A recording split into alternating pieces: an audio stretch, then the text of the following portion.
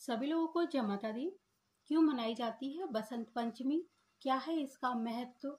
अनगिनत उपायों और तरीकों से करेंगे माँ सरस्वती को प्रसन्न और उनसे मांगेंगे शिक्षा, रोजगार, स्वास्थ्य और सुखमय वैवाहिक जीवन के लिए वरदान। बसंत पंचमी को माँ सरस्वती जी के जन्मोत्सव के नाम से भी जाना जाता है। इसके पीछे की एक कथा ये है कि ब्रह्मा जी ने जब सृष्टि की रचना की तो इस सृष्टि में शब्द संगीत जैसा कुछ भी नहीं था। इतनी सुंदर सृष्टि की रचना के बाद भी ब्रह्मा जी को कुछ सूनापन नजर आया और इस सूनेपन को मिटाने के लिए भगवान विष्णु के कहने पर ब्रह्मा जी ने एक देवी की रचना की जिनके हाथों में वीणा, पुस्तक आदि थी।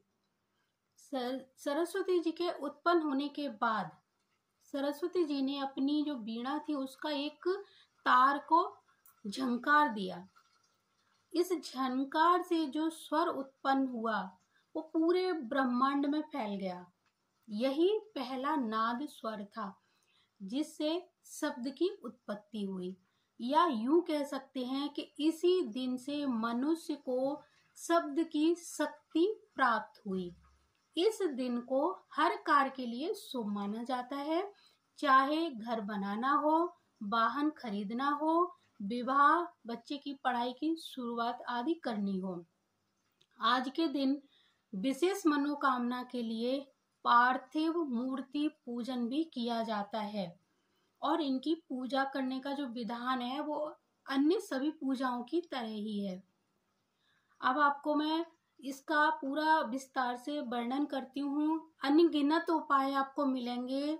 इस वीडियो को बिल्कुल भी स्किप ना करें। आप बसंत पंचमी की सुबह आपको बेसन का उबटन अपने पूरे शरीर पर लगाना है और फिर स्नान करना है। अगर बेसन का उबटन नहीं लगा सकते तो आप एक चुटकी हल्दी अपने नहाने के जल में मिला लीजिए और उससे स्नान करना शुरू करें।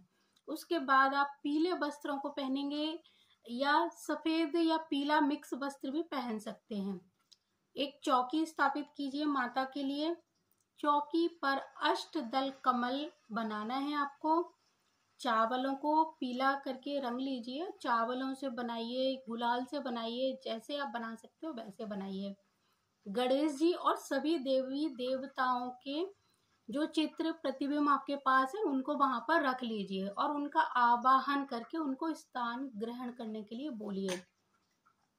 इसके बाद आपको एक जल का कलश स्थापित करना है। गेहूं की बाली आपको मिल जाए तो जल के कलश में अवश्य डालें। आज के दिन रति और कामदेव की पूजा का भी विधान है। जिन लोगों के शादीशुदा जीवन में कलह चल रही है वो लोग रति और कामदेव की पूजा भी इस दिन अवश्य करें और उनसे अपने सारी जो परेशानियां हैं उनको ठीक करने की प्रार्थना करें। गृहस्थ जीवन की सुख शांति की कामना कर सकते हैं। सभी देवी देवताओं का पूजन आपको जैसे आप घर में अपनी श्रद्धा अनुसार करते हैं उसी तरह करनी है। उसके अलावा आपको जब चौकी पर सारे देवी देवता को विराजमान कर दोगे तो आपको क्या करना है कि नवग्रह भी आपको वहां बनाने पड़ेंगे। नवग्रह अब आपके पास नहीं है या किसी भी देवी देवता के चित्र नहीं है तो आप क्या कर सकते हो, छोटी छोटी मिट्टी की डलियां ले लीजिए और उनको उस ग्रह का या उन देवी देवताओं का नाम देकर अपनी चौकी पर रख लीजिए। चौकी के ऊपर आपको पीला कपड़ा बिछाना है और उसके बाद में नवग्रह स्थापना करनी है। सभी देवी देवताओं के एक एक चित्र आप रख सकते हो, नहीं तो आप उनका नाम लिख लिख के कागज पर वो भी रख सकते हैं। धूप दीप दिखाना है, जल का आचमन करना है। उसके अलावा फल मेवा मिठाई जो भी आपके पास हो वो सारा वहां पे रख देना है। सबको पुष्प से, रोली चावल, गुलाल, सब चीजों से पूजा करनी है। फल फूल आदि चढ़ाने हैं।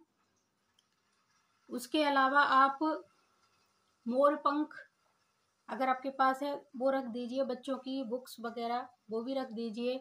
सबका विधि विधान से पूजन करना है। कोई वाद्य यंत्र है आपके पास उसको रखिए, उसका पूजन करिए। उसके बाद आपको, आपके घर में कोई छोटा अगर बच्चा है तो उसके हाथ से माँ सरस्वती का बीज मंत्र MAIM ए बनाना है, उस पर एक मात्रा और एक बिंदी, इस तरह इस शब्द को लिखवाइए और उससे उच्चारण करवाने की कोशिश करिए। इतना कर लेंगे, ये भी काफी है हमारे लिए। और उसके बाद में छोटा सा हवन करना है माँ सरस्वती जी के इसी बीज मंत्र की। आप 108 आहुतियां खुद भी दें, अपने सारे परिवारी जन जो भी हैं उनके साथ वहां पर एक छोटा सा हवन करना है।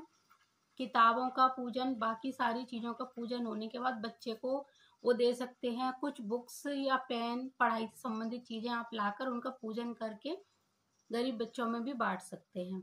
तो इतना भी आप छोटी सी पूजा भी कर लेंगे तो आपको बहुत ज्यादा सकारात्मक परिणाम प्राप्त होंगे।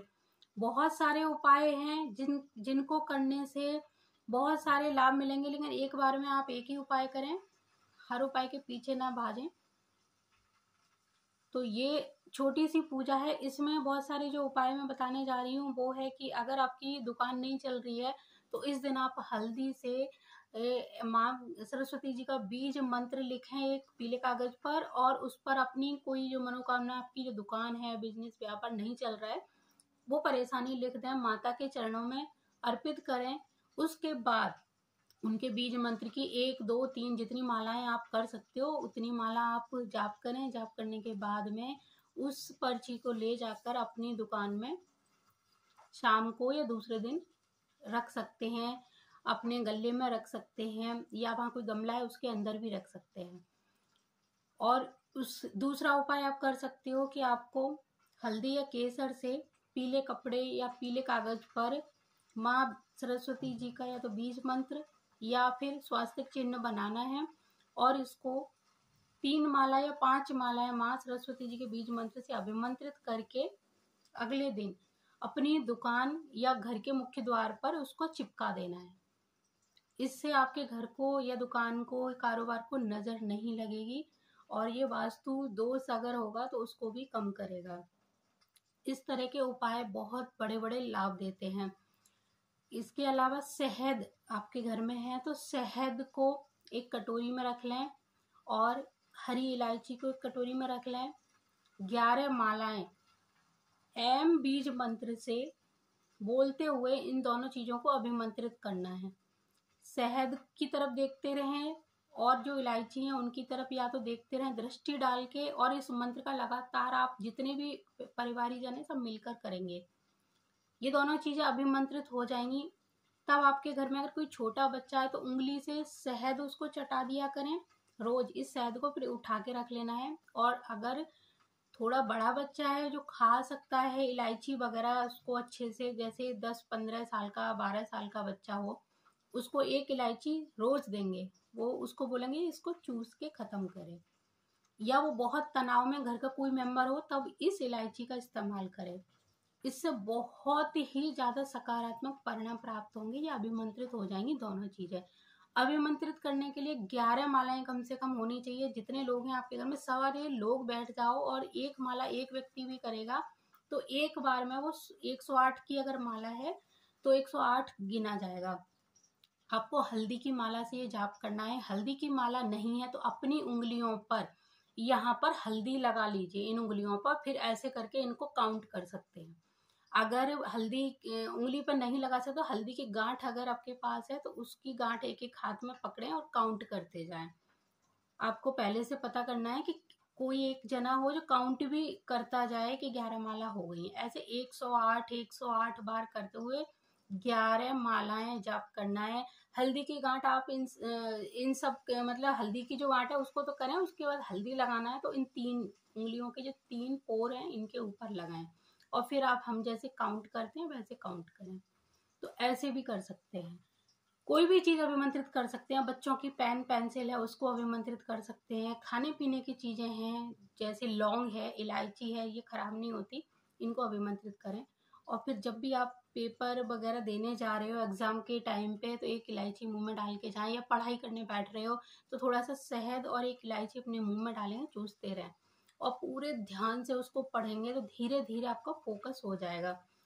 एक काम और कर सकते हैं, पढ़ाई करने से पहले आपको माँ सरस्वती जी का जो बीज मंत्र है एम, AIM, इसको एम बोलेंगे नहीं, ए करके ही बोलना है, माँ नहीं लगाएंगे, ना माँ आएगा ना गा आएगा। ठीक है, इसको मतलब आपको कम से कम 21 बार, 51 या 108 बार आप पूरी श्रद्धा से आंख बंद करके इस बीज मंत्र का उच्चारण करें, फिर उसके बाद पढ़ाई करने बैठेंगे। आपका पूरा ध्यान पढ़ाई पर लगेगा और अभी तक आपको बहुत सारा जो तनाव रहता था, टेंशन रहती थी पढ़ाई को लेके, वो बिल्कुल धीरे धीरे धीरे धीरे समाप्ति की ओर बढ़ती जाएगी और एक टाइम ऐसा आएगा कि वो तनाव सारा दूर हो जाएगा और आप कब चीज याद कर पाएंगे, कब आपका फोकस अपने काम पर रहेगा, आप बिल्कुल भूल जाएंगे कभी मेरे साथ ऐसा भी हुआ था। तो इतनी सारी जानकारी आपको मिल गई है, इनमें से कुछ भी कर सकते हो, जो आपको पसंद हो वो करें। और अगली बार फिर किसी नई जानकारी के साथ आऊंगी, तब तक के लिए जय माता दी, जय गुरुदेव और जय श्री राम।